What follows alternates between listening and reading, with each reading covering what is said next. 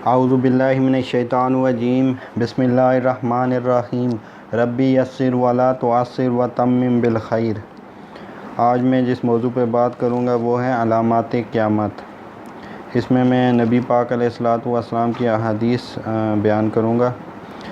عورت اور تجارت، یہ بخاری اور فی ادب المفرد اور حاکم اور در منشور میں یہ حدیث ہے۔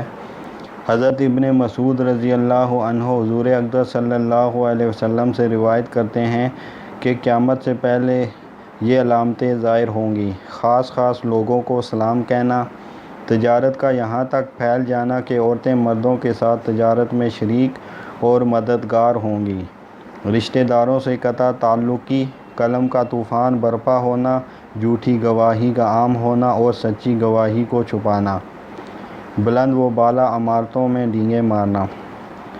حضرت ابن مسعود رضی اللہ عنہ فرماتے ہیں کہ میں نے رسول اللہ صلی اللہ علیہ وسلم سے خود سنا ہے کہ قیامت کی نشانیوں میں سے یہ بھی ہے کہ آدمی مسجد سے گزر جائے گا مگر اس میں 2 رکعت نماز نہیں پڑھے گا، اور یہ کہ آدمی صرف اپنی جان پہچان کے لوگوں کو سلام کہے گا، اور یہ کہ ایک معمولی بچہ بھی بوڑھے آدمی کو محض اس کی تنگ دستی کی وجہ سے لٹاڑے گا، اور یہ کہ جو لوگ کبھی ننگے بھوکے بکریاں چرایا کرتے تھے وہی اونچی بلڈنگوں میں ڈینگیں ماریں گے۔ امت کے زوال کی علامتیں۔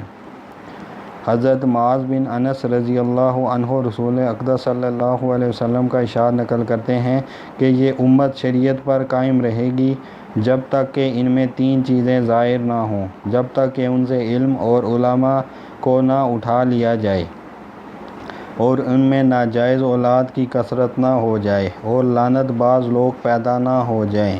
صحابہ نے عرض کیا، لعنت بازوں سے کیا مراد ہے؟ فرمایا، آخری زمانے میں ایسے لوگ ہوں گے جو ملاقات کے وقت سلام کے بجائے لعنت اور گالی گلوچ کا تبادلہ کیا کریں گے۔ عرب کی تباہی۔ حضرت طلحہ بن مالک رضی اللہ عنہ فرماتے ہیں کہ رسول اللہ صلی اللہ علیہ وسلم نے فرمایا، قرب قیامت کی ایک علامت عرب کی تباہی بھی ہے، عالمگیر اور لا علاج فتنہ۔ حضرت حذیفہ رضی اللہ عنہ سے روایت ہے کہ ایک بڑا فتنہ کھڑا ہوگا جس کے مقابلے کے لیے کچھ مردان خدا کھڑے ہوں گے اور اس کی ناک پر ایسی ضربیں لگائیں گے جس سے وہ ختم ہو جائے گا۔ پھر ایک اور فتنہ کھڑا ہوگا، اس کے مقابلے میں بھی کچھ مرد کھڑے ہوں گے اور اس کی ناک پر ضرب لگا کر ختم کر دیں گے۔ پھر ایک اور فتنہ کھڑا ہوگا، اس کے مقابلے میں بھی کچھ مردان کار کھڑے ہوں گے اور اس کا منہ توڑ دیں گے۔ پھر ایک اور فتنہ کھڑا ہوگا، اس کے مقابلے میں بھی اللہ کے کچھ بندے کھڑے ہوں گے اور اسے مٹا کر دم لیں گے۔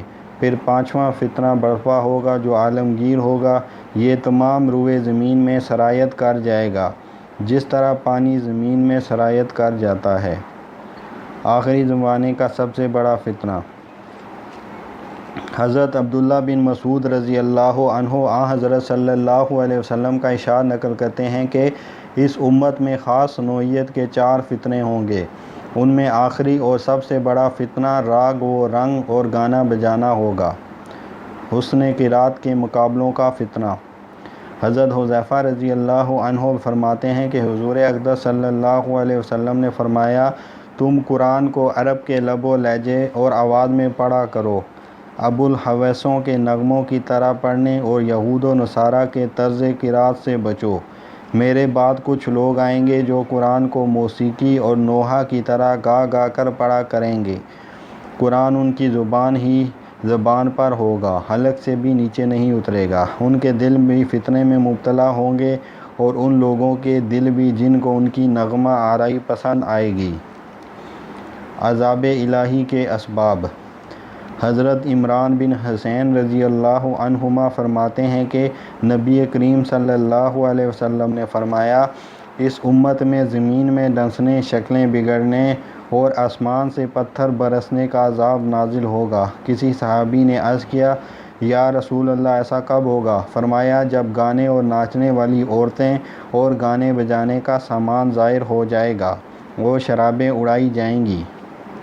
فتنہ و فساد کا دور۔ ترمذی شریف کی حدیث ہے، حضرت ابو موسیٰ رضی اللہ عنہ فرماتے ہیں کہ رسول اللہ صلی اللہ علیہ وسلم نے فرمایا، تمہارے بعد ایسا دور ہوگا جس میں علم اٹھا لیا جائے گا اور فتنہ و فساد عام ہوگا۔ صحابہ نے عرض کیا، یا رسول اللہ، فتنہ و فساد سے کیا مراد ہے؟ فرمایا، قتل۔ فتنے کے دور میں عبادت کا اجر و ثواب۔ حضرت معقل بن یسار رضی اللہ عنہ حضرت صلی اللہ علیہ وسلم کا ارشاد نقل کرتے ہیں کہ فتنہ و فساد کے زمانے میں عبادت کرنا ایسا ہے جیسے میری طرف ہجرت کر کے آنا، خیر سے بے بہرا لوگوں کی بھیڑ۔ حضرت عبداللہ بن عمر رضی اللہ عنہ فرماتے ہیں کہ حضور اقدس صلی اللہ علیہ وسلم نے فرمایا، قیامت قائم نہیں ہوگی یہاں تک کہ اللہ تعالیٰ اپنے مقبول بندوں کو زمین والوں سے چھین لے گا، پھر زمین پر خیر سے بے بہرا لوگ رہ جائیں گے جو نہ کسی نیکی کو نیکی سمجھیں گے نہ کسی برائی کو برائی، ترقی پسندانہ ٹھاٹ باٹ۔ حضرت ابن عمر رضی اللہ عنہ حضرت صلی اللہ علیہ وسلم کا ارشاد نقل کرتے ہیں کہ اس امت کے آخر میں ایسے لوگ ہوں گے جو ٹھاٹ سے زین پوشوں پر بیٹھ کر مسجدوں کے دروازوں تک پہنچا کریں گے۔ ان کی بیگمات لباس پہننے کے باوجود برہنہ ہوں گی، ان کے سروں پر لاغر بختی اونٹ کے کوہان کی طرح بال ہوں گے۔ ان پر لعنت کرو کیونکہ وہ ملعون ہیں۔ اگر تمہارے بعد کوئی اور امت ہوتی تو تم ان کی غلامی کرتے، جس طرح پہلی امتوں کی عورتیں تمہاری لونڈیاں بنیں۔ خدا کی لعنت و غضب میں صبح و شام۔ حضرت ابو ہریرہ رضی اللہ عنہ فرماتے ہیں کہ میں نے حضرت صلی اللہ علیہ وسلم سے سنا ہے کہ اگر تمہاری زندگی طویل ہوئی تو بعید نہیں کہ تم ایسے لوگوں کو دیکھو جن کی صبح و شام اللہ کے غضب و لعنت میں بسر ہوگی، ان کے ہاتھ میں بیل کی دم جیسے کورے ہوں گے، حالات میں روز افزوں شدت۔ حضرت ابو امامہ رضی اللہ عنہ فرماتے ہیں کہ میں نے حضرت صلی اللہ علیہ وسلم سے سنا ہے کہ حالات میں دن بدن شدت پیدا ہوتی جائے گی، مال میں برابر اضافہ ہوتا جائے گا اور قیامت صرف بدترین لوگوں پر قائم ہوگی، نیک لوگ یکے بعد دیگرے اٹھا لیے جائیں گے۔ کیا ایسا بھی ہوگا؟ موسیٰ بن ابی عیسیٰ مدینی رحمہ اللہ سے روایت ہے کہ حضرت صلی اللہ علیہ وسلم نے فرمایا، اس وقت تمہارا کیا حال ہوگا جب تمہارے نوجوان بدکار ہو جائیں گے اور تمہاری لڑکیاں اور عورتیں تمام حدود پھلانگ جائیں گی۔ صحابہ نے عرض کیا، یا رسول اللہ، کیا ایسا بھی ہوگا؟ فرمایا، ہاں، اور اس سے بھی بڑھ کر۔ اس وقت تمہارا کیا حال ہوگا جب تم نہ بھلائی کا حکم کرو گے نہ برائی سے منع کرو گے؟ صحابہ نے عرض کیا، یا رسول اللہ، کیا ایسا بھی ہوگا؟ فرمایا، ہاں، اور اس سے بھی بدتر۔ اس وقت تم پر کیا گزرے گی جب تم برائی کو بھلائی اور بھلائی کو برائی سمجھنے لگو گے؟ عورتوں کی فرما برداری۔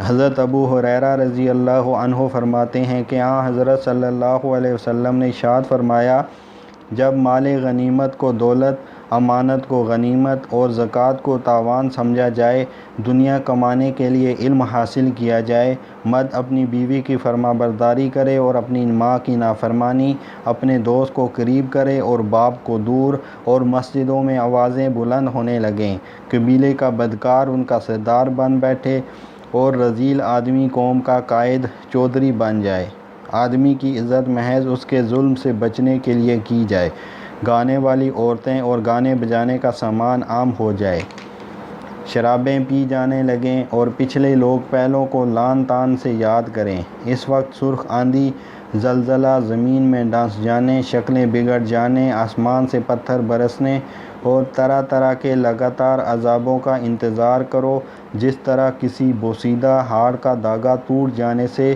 موتیوں کا تانتا بن جاتا ہے۔ زکوٰۃ کو ٹیکس قرار دیا جائے گا۔ حضرت علی رضی اللہ عنہ فرماتے ہیں کہ حضرت صلی اللہ علیہ وسلم نے ارشاد فرمایا، جب میری امت 15 کام کرنے لگے گی، اس وقت اس پر مصائب کا پہاڑ ٹوٹ پڑے گا۔ عرض کیا گیا، یا رسول اللہ، وہ 15 چیزیں کیا ہیں؟ فرمایا، جب غنیمت دولت بن جائے، امانت کو غنیمت کی طرح لوٹا جانے لگے، زکوٰۃ کو تاوان اور ٹیکس سمجھا جانے لگے، مرد اپنی بیوی کو کہا مانے اور ماں سے بدسلوکی کرے، دوست سے وفاداری اور باپ سے بے وفائی کرے، مسجدوں میں آوازیں بلند ہونے لگیں، سب سے کمینہ آدمی قوم کا نمائندہ کہلائے، آدمی کی عزت اس کے شر سے بچنے کے لیے کی جائے، شراب نوشی عام ہو جائے، ریشمی لباس پہنا جائے، گانے والی عورتیں اور گانے بجانے کا سامان رکھا جائے، اور امت کا پچھلا حصہ پہلوں کو برا بھلا کہنے لگے۔ اس وقت سرخ آندھی زمین میں دھنسنے یا شکلوں کے بگڑنے کا انتظار کرنا چاہیے۔ مساجد کی بے حرمتی۔ حضرت حسن رحمہ اللہ حضرت صلی اللہ علیہ وسلم کا ارشاد نقل کرتے ہیں کہ لوگوں پر ایک زمانہ آئے گا جب کہ لوگ مسجدوں میں بیٹھ کر دنیا کی باتیں کیا کریں گے، تم ان کے پاس نہ بیٹھنا، اللہ تعالیٰ کو ایسے لوگوں کی کوئی ضرورت نہیں۔ جاہل مفتی۔ حضرت عبداللہ بن عمر رضی اللہ عنہ فرماتے ہیں کہ حضرت صلی اللہ علیہ وسلم نے فرمایا، اللہ تعالیٰ علم کو اس طرح نہیں اٹھائے گا کہ لوگوں کے سینے سے نکال لے، بلکہ علماء کو ایک ایک کر کے اٹھاتا رہے گا، یہاں تک کہ جب کوئی عالم نہیں رہے گا تو لوگ جاہلوں کو پیشوا بنا لیں گے، ان سے مسائل پوچھیں گے، وہ جانے بوجھے بغیر فتویٰ دیں گے، اور وہ خود بھی گمراہ ہوں گے اور دوسروں کو بھی گمراہ کریں گے۔ علماء اور حکام۔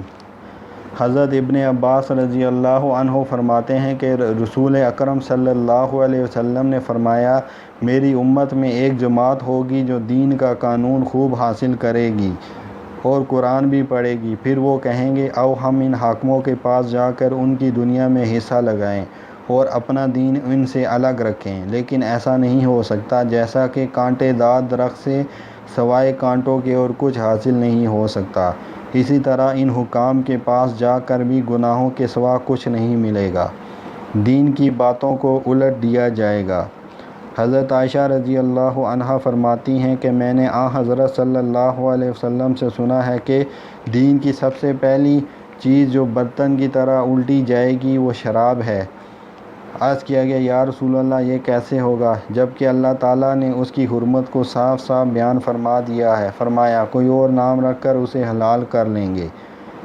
تباہی کی اصل بنیاد۔ حضرت عمر بن عوف رضی اللہ عنہ حضرت صلی اللہ علیہ وسلم کا ارشاد نقل کرتے ہیں کہ خدا کی قسم مجھے تمہارے متعلق فقر و فاقے کا خطرہ نہیں، بلکہ ڈر اس بات کا ہے کہ دنیا تم پر اسی طرح پھیلا دی جائے جس طرح تم سے پہلی امتوں پر پھیلائی گئی، پھر تم ایک دوسرے پر اس پر حرص کرنے لگو جس طرح پہلی امتوں نے حرص کی، پھر وہ تم کو بھی اسی طرح ہلاک کر ڈالے جس طرح اس نے پہلوں کو ہلاک کر دیا۔ یہود و نصارہ کی نکالی۔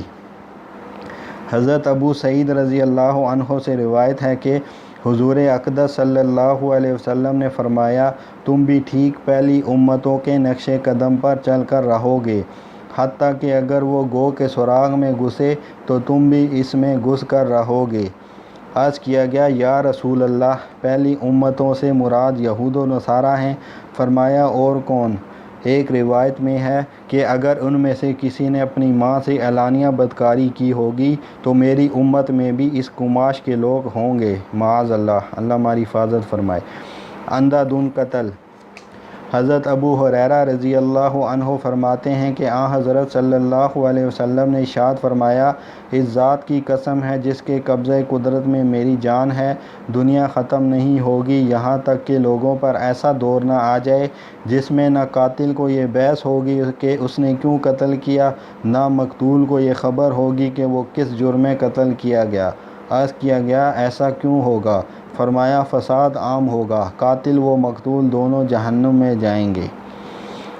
بد سے بدتر دور۔ زبیر بن عدی رحمہ اللہ فرماتے ہیں کہ ہم نے حضرت انس بن مالک رضی اللہ عنہ کی خدمت میں ان مصائب کی شکایت کی جو حجاج کی طرف سے پیش آ رہے تھے، انہوں نے سن کر فرمایا صبر کرو، تم پر جو دور بھی آئے گا اس کے بعد کا دور اس سے بھی بدتر ہوگا، یہاں تک کہ تم اپنے رب سے جا ملو، میں نے تمہارے نبی صلی اللہ علیہ وسلم سے یہی سنا ہے۔ تباہ کن گناہوں پر جرت۔ حضرت انس اور حضرت ابو سعید خدری رضی اللہ عنہما فرمایا کرتے تھے کہ تم لوگ بعض اعمال کرتے ہو جو تمہاری نظر میں تو بال سے بھی باریک یعنی معمولی ہوتے ہیں، مگر ہم انہیں حضرت صلی اللہ علیہ وسلم کے زمانے میں تباہ کن شمار کیا کرتے تھے۔ لگاتار فتنے۔ حضرت عبداللہ بن عمر رضی اللہ عنہ فرماتے ہیں کہ ہم ایک سفر میں حضرت صلی اللہ علیہ وسلم کے ساتھ تھے۔ ہم نے ایک منزل پر پڑاؤ کیا۔ ہم میں سے بعض خیمے لگا رہے تھے، بعض تیر اندازی کی مشق کر رہے تھے۔ اچانک حضرت صلی اللہ علیہ وسلم کے مؤذن نے اعلان کیا کہ نماز تیار ہے۔ میں حضرت صلی اللہ علیہ وسلم کی خدمت میں حاضر ہوا تو آپ خطبے میں ارشاد فرما رہے تھے، لوگو، مجھ سے پہلے جو نبی بھی گزرا ہے اس کا فرض تھا کہ اپنی امت کو وہ چیزیں بتلائے جسے وہ ان کے لیے بہتر سمجھتا ہے، اور ان چیزوں سے ڈرائے جن کو ان کے لیے برا سمجھتا ہے۔ سنو، اس امت کی عافیت پہلے حصے میں ہے، اور امت کے پچھلے حصے کو ایسے مصائب اور فتنوں سے دوچار ہونا پڑے گا جو ایک دوسرے سے بڑھ چڑھ کر ہوں گے۔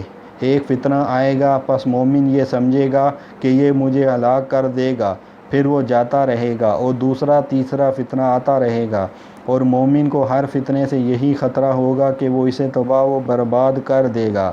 پس جو شخص یہ چاہتا ہو کہ اسے دوزخ سے نجات ملے اور وہ جنت میں داخل ہو، اس کی موت اس حالت میں آنی چاہیے کہ وہ اللہ پر اور آخرت کے دن پر ایمان رکھتا ہو، اور لوگوں سے وہی معاملہ برتے جو اپنے لیے پسند کرتا ہے، اور جس چیز نے کسی امام کی بیعت کر لی اور اس سے عہد و پیمان دے دیا، پھر اسے جہاں تک ممکن ہو اس کی فرما برداری کرنی چاہیے۔ خدا کی زمین تنگ ہو جائے گی۔ حضرت ابو ہریرہ رضی اللہ عنہ فرماتے ہیں کہ رسول اللہ صلی اللہ علیہ وسلم نے فرمایا، آخری زمانے میں میری امت پر ان کے حاکموں کی جانب سے ایسے مصائب ٹوٹ پڑیں گے کہ ان پر خدا کی زمین تنگ ہو جائے گی۔ اس وقت اللہ تعالیٰ میری اولاد سے ایک شخص مہدی علیہ السلام کو کھڑا کریں گے جو زمین کو عدل و انصاف سے اسی طرح بھر دیں گے جس طرح وہ پہلے ظلم و ستم سے بری ہوئی ہوگی۔ ان سے زمین والے بھی راضی ہوں گے اور آسمان والے بھی۔ ان کے زمانے میں زمین اپنی تمام پیداوار اگل دے گی اور آسمان سے خوب بارش ہوگی۔ وہ ان میں 7 یا 8 یا 9 سال رہیں گے۔ فتنہ زدہ قلوب۔ حضرت حذیفہ رضی اللہ عنہ فرماتے ہیں کہ میں نے حضرت صلی اللہ علیہ وسلم سے خود سنا ہے، آپ فرماتے تھے کہ فتنے دلوں میں اسی طرح یکے بعد دیگرے در آئیں گے جس طرح چٹائی میں یکے بعد دیگرے ایک ایک تنکا در آتا ہے۔ چنانچہ جس دل نے ان فتنوں کو قبول کر لیا وہ اس میں پوری طرح رچ بس گئے۔ اس پر ہر فتنے کے عوض ایک سیاہ نقطہ لگتا جائے گا، اور جس قلب نے ان کو قبول نہ کیا اس پر ہر فتنے کے رد کر دینے کے عوض ایک سفید نقطہ لگتا جائے گا، یہاں تک کہ دلوں کی 2 قسمیں ہو جائیں گی، ایک سنگ مرمر جیسا سفید کہ اسے رہتی دنیا تک کوئی فتنہ نقصان نہیں دے گا، اور دوسرا خاکستری رنگ کا سیاہ الٹے کوزے کی طرح کہ خیر کی کوئی بات اس میں نہیں ٹکے گی، یہ بجز ان خواہشات کے جو اس میں رچ بس گئی ہیں۔ نہ کسی نیکی کو نیکی سمجھے گا، نہ کسی برائی کو برائی۔ اس کے نزدیک نیکی اور بدی کا معیار بس اپنی خواہش ہوگی، دلوں سے امانت نکل جائے گی۔ حضرت حذیفہ رضی اللہ عنہ فرماتے ہیں کہ حضرت صلی اللہ علیہ وسلم نے 2 باتیں بتلائیں، ایک تو میں نے آنکھوں سے دیکھ لی اور دوسری کا منتظر ہوں۔ پہلی بات آپ نے یہ بتلائی کہ امانت نور ایمان لوگوں کے دلوں کی گہرائیوں میں اترا، بعد ازاں انہوں نے قرآن سیکھا، پھر سنت کا علم حاصل کیا، اس کا مشاہدہ تو میں نے خود کر لیا ہے۔ دوسری بات آپ نے امانت کے اڑ جانے کے بارے میں فرمایا کہ آدمی ایک دفعہ سوئے گا تو امانت کا کچھ حصہ اس کے دل سے نکال لیا جائے گا، چنانچہ تل کے نشان کی طرح اس کا نشان رہ جائے گا، پھر دوبارہ سوئے گا تو امانت کا بقیہ حصہ بھی قبض کر لیا جائے گا، اس کا نشان آبلے کی طرح رہ جائے گا۔